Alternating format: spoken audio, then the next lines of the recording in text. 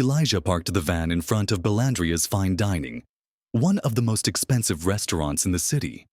He grabbed the box from the passenger seat, got out of the vehicle, and walked through the main entrance. The scent of spices and sophisticated sauces hung in the air, but the atmosphere wasn't welcoming. On the contrary, there was an air of superiority in every detail. As soon as he walked in, he noticed the quick glances from the staff. They scanned his simple attire: worn-out jeans, a plain t-shirt, and a faded cap. The first to react was one of the waiters, who exchanged a look with his colleague and let out a quiet chuckle.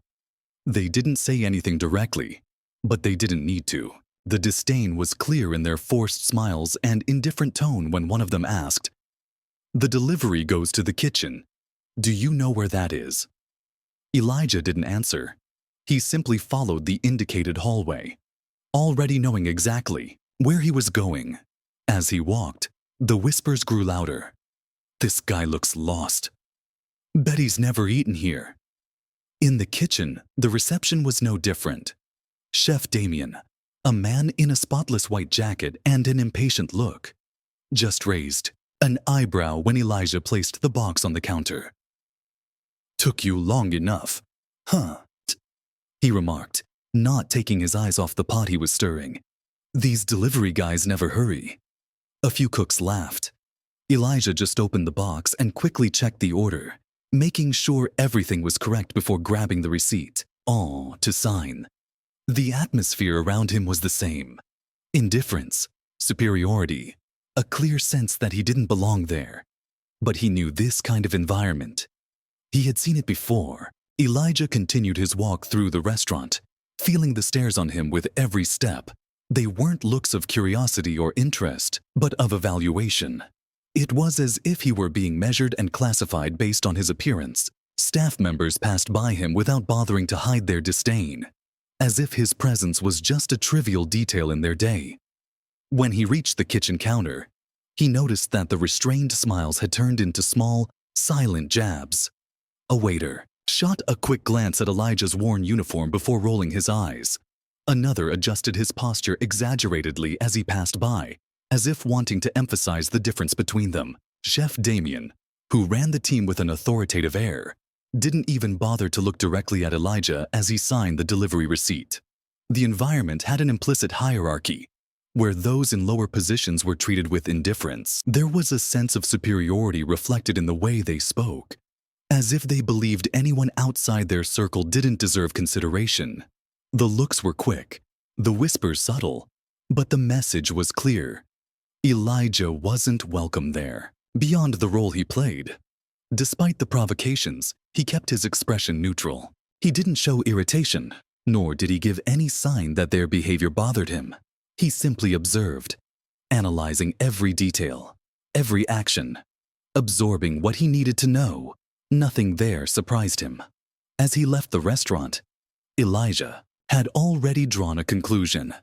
Bellandria's wasn't just a luxurious place. It was a space where respect was conditioned on the position held. And that was something that needed to change. Elijah completed the delivery and was about to leave when he heard another comment behind him. It wasn't said loudly, but it was enough for his attentive ears to catch. The tone was mocking, dripping with the same arrogance he had encountered since entering the restaurant. He paused for a moment, not turning around immediately. He didn't need to see their faces to know they were having fun at his expense. He took a deep breath, maintaining his usual calm, and then, for the first time, he broke the silence.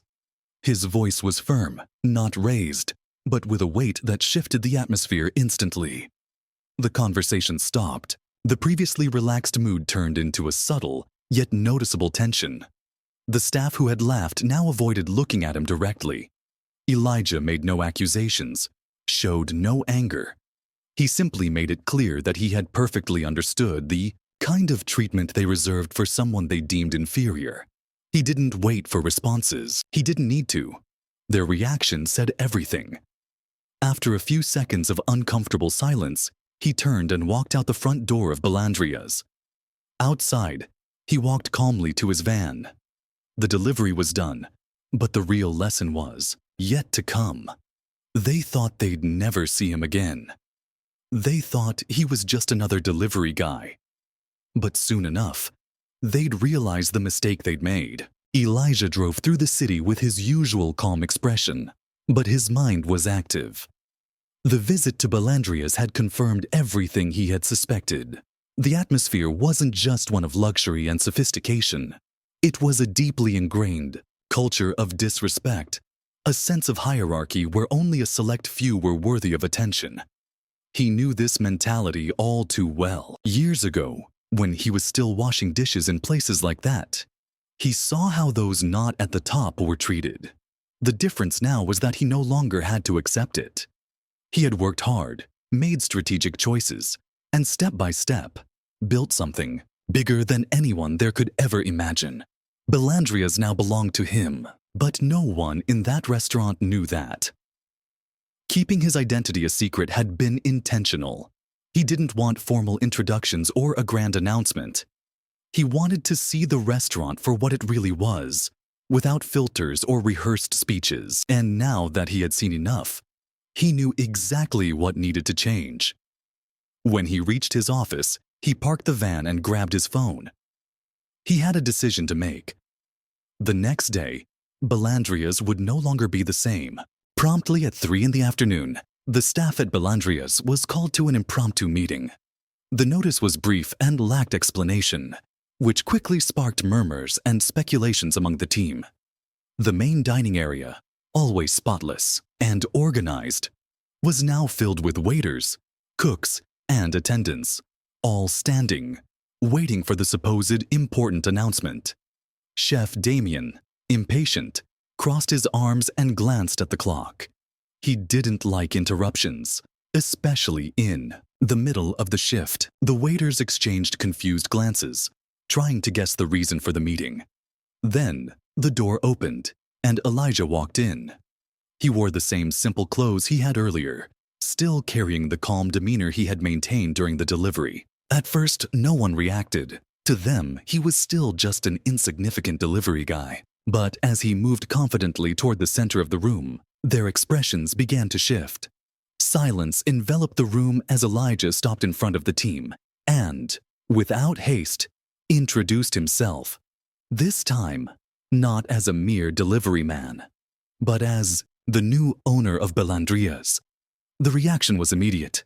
Some staff members shifted uncomfortably, while others seemed unable to believe what they had just heard.